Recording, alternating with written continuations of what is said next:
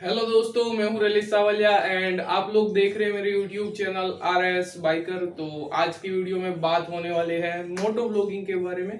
तो आज बात होगी कि मोटो व्लॉगिंग सेटअप मैंने कैसे बनाया है, मैं कौन कौन से कंपोनेंट यूज करता हूँ एंड उनकी प्राइसिंग क्या है एंड इसी के साथ मैं जो कंपोनेंट्स यूज करता हूँ वो कैसे है। एंड अगर आप शुरू करना चाहते हैं मोटो व्लॉगिंग तो आप कौन से कंपोनेंट्स बाय कीजिए जो कि आपके लिए जो है वो ज्यादा बेहतर रहे एंड ज्यादा बेहतर आपके लिए डील मिले।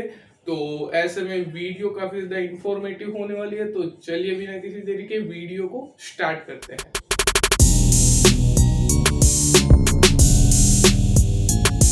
तो मोटो व्लॉगिंग के लिए जो आपको पहला कंपोनेंट चाहिए या फिर इस कंपोनेंट को जो है वो सबसे ज्यादा मेन कंपोनेंट बोला जा सकता है, जिसके बिना जो है मोटो व्लॉगिंग पॉसिबल ही नहीं है। तो वो कंपोनेंट है ये है हेलमेट। हेलमेट के बिना मोटो व्लॉगिंग पॉसिबल ही नहीं है। दूसरे सारे ही कंपोनेंट्स के ऑल्टरनेटिव्स है बट हेलमेट का कोई भी ऑल्टरनेटिव नहीं है। एंड मैं भी आपको यही सजेस्ट करूंगा कि मोटो व्लॉगिंग के लिए हो सके उतना बेहतर से बेहतर हेलमेट खरीदने की कोशिश कीजिए, ना सिर्फ मोटो व्लॉगिंग के लिए बट आपकी जो है वो सेफ्टी के लिए जो है वो जितना अच्छा हो सके उतना अच्छा हेलमेट खरीदिए। बात करें इस हेलमेट की तो ये हेलमेट का आप चारों तरफ से लुक देख सकते हैं। तो ये जो है ये हेलमेट वेगा कंपनी का हेलमेट है। इस हेलमेट का मॉडल नेम है वेगा बोल्ट बनी एंड मैंने जो है वो इसके ऊपर लॉन्ग टर्म रिव्यू भी बनाया है। तो अगर आप वो डिटेल रिव्यू देखना चाहे तो वो देख सकते हैं। बट अगर आपको इसके बारे में शॉर्ट में बताऊं तो ये मैंने खरीदा था 1900 रुपए का। एंड इसके बारे में एक खास बात ये है कि ये जो है वो अंडर 2000 में DOT सर्टिफाइड हेलमेट है।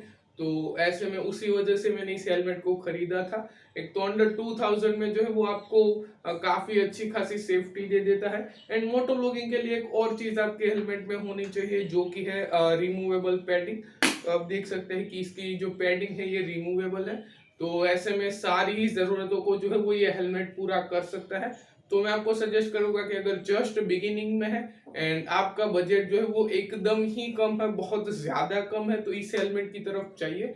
अंडर 2000 में तो इसका जो है वो कोई ऑल्टरनेटिव आपको लाइक मिल ही नहीं सकता या फिर इससे अच्छा हेलमेट जो है वो मिल ही नहीं सकता।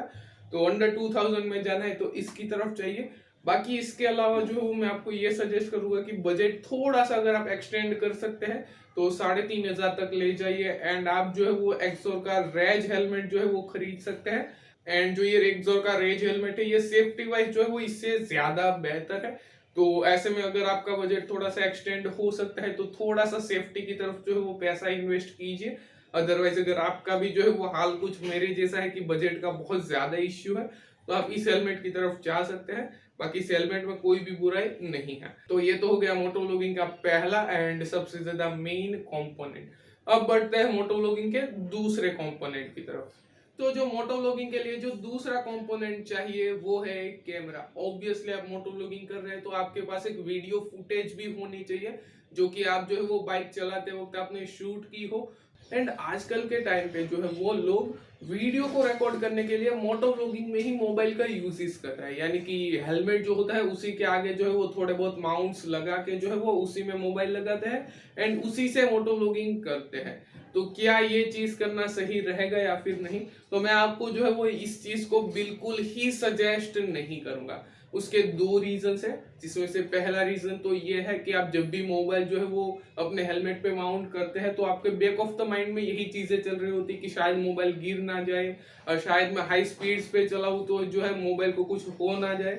तो ये सारी चीजें अगर आपके माइंड में चलेगी तो ना तो आप राइड पे फोकस कर पाएंगे एंड ना तो आप जो मोटो व्लॉगिंग में चीजें बता रहे हैं ना तो आप वो ज्यादा अच्छे से बता पाएंगे।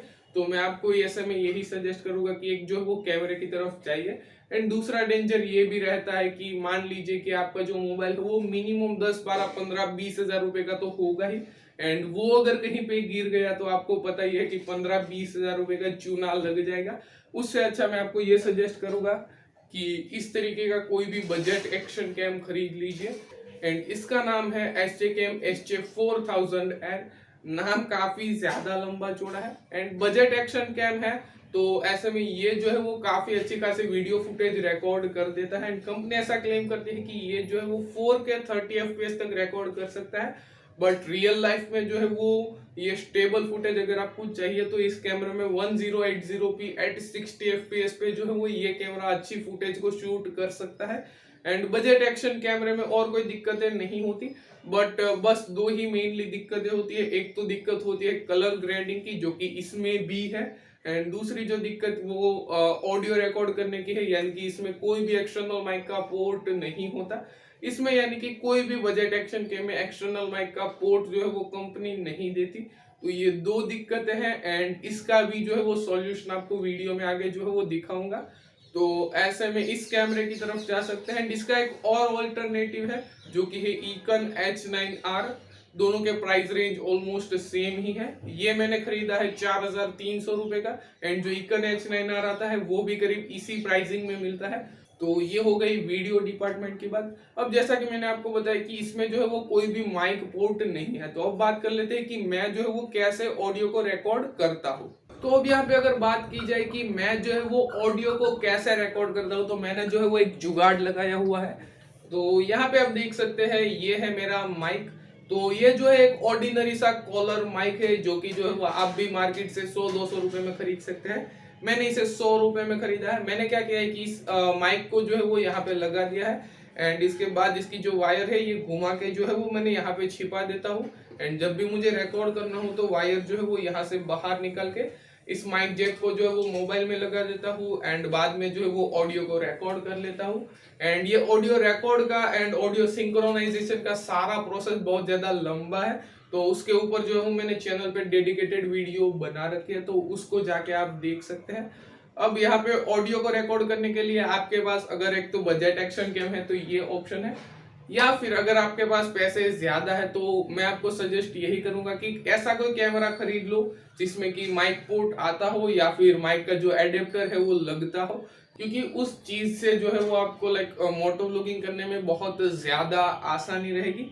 ये तरीका भी काफी ज्यादा काम कर सकता है, बट इसमें जो है वो आपको थोड़ी सी डिफिकल्टी होगी। यानी कि अगर मैं चाहूँ कि मुझे लॉन्ग राइड पे रिकॉर्ड करना है तो बेशक मैं इसके साथ नहीं कर सकता, क्योंकि बहुत सारी ऑडियो फाइल्स हो जाएगी एंड बहुत सारी वीडियो फाइल्स हो जाएगी, तो थोड़ा सा डिफिकल्ट जो है वो चीजें रहती है। बाकी अगर आप जो है वो थोड़े से पैसे बचाना चाहते हैं अपने कैमरे में या फिर अपने माइक एडेप्टर में, तो इस चीज का जो है वो यूज कर सकते हैं। एंड आज के टाइम पे जो है वो बड़े बड़े यूट्यूबर डिटेल साउंड रिकॉर्ड करने के लिए इस चीज का यूज भी करते हैं।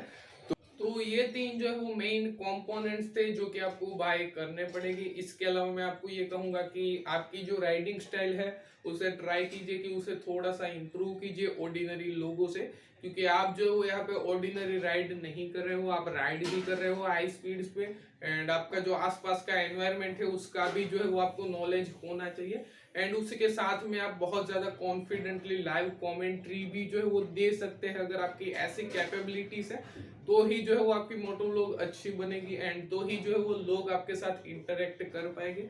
तो ऐसे में आपका जो राइडिंग स्टाइल है वो ऑर्डिनरी लोगों से स्लाइटली बेटर होना चाहिए।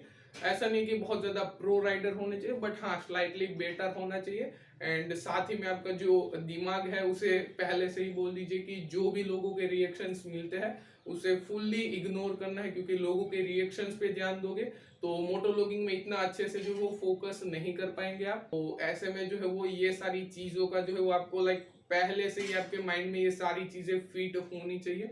एंड अगर ये सारी चीजें आपके माइंड में ऑलरेडी फिट हो चुकी है तो ही मैं आपको सजेस्ट करूंगा इन सारे कंपोनेंट्स में पैसे डालिए। बाकी मोटो व्लॉगिंग कर सकते हैं, आपका अगर कमेंट्री स्टाइल अच्छा है, आप लोगों से अच्छे से इंटरेक्ट कर सकते हैं, तो मोटो व्लॉगिंग करने में जो है कोई भी आपको दिक्कत नहीं होगी, एंड अच्छे खासे व्यूज भी आपको मिल जाएंगे। तो बस यही था आज की वीडियो के लिए। वीडियो अगर अच्छी लगे तो प्लीज इस वीडियो को लाइक कीजिए एंड चैनल को सब्सक्राइब करना ना भूले, एंड ऐसे इंफॉर्मेटिव वीडियोस अपने दोस्तों के साथ भी शेयर कीजिए। बाकी मिलते हैं आपको इसकी नेक्स्ट वीडियो में, तब तक के लिए बाय बाय।